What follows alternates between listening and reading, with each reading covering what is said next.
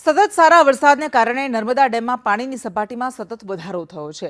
નર્મદા ડેમના 5 દરવાજા ખોલીને પાણી છોડવામાં આવ્યું। નર્મદા ડેમની જળ સપાટી 130.58 મીટરે પહોંચી।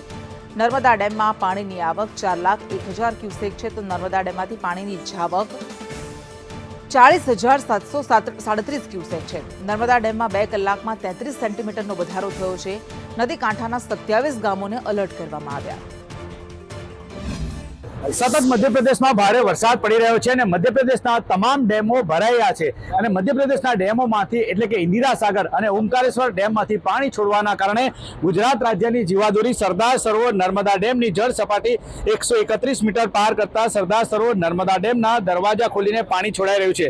સંદેશ ન્યૂઝ પર અમે દ્રશ્યો બતાવી રહ્યા છે કે ડેમ પર પાણીની આવક 4 લાખ ક્યુસેક છે અને એના જ કારણે 5 દરવાજા અને 1.37 મીટર ખોલીને પાણી છોડવામાં આવી રહ્યું છે।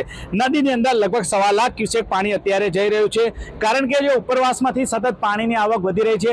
નર્મદા ડેમની મહત્તમ જળ સપાટી 138.68 મીટર છે અને એની સામે ડેમની જળ સપાટી 131 મીટર પહોંચી ગઈ છે, એટલે કે 7 મીટરની ઉપર ડેમ ખાલી છે। પરંતુ રૂલ જાળવવા માટે અને ઉપરવાસમાંથી સતત પાણીની આવકના પગલે અત્યારે ડેમના દરવાજા ખોલી પાણી છોડાઈ રહ્યું છે। દ્રશ્ય જોઈ રહ્યા છો કે આ નર્મદા ડેમના 5 દરવાજા ખોલીને છોડવામાં પાણી જે આવી રહ્યું છે, જેના કારણે કાંઠા વિસ્તારને એલર્ટ કરવામાં છે, પરંતુ હાલમાં કોઈ ભયજનક સ્થિતિ નથી। પરંતુ નર્મદા નદીનું જળસ્તર વધે તેવી સંપૂર્ણ શક્યતા છે, ત્યારે તંત્રએ પણ હાલમાં એલર્ટ આપ્યું છે।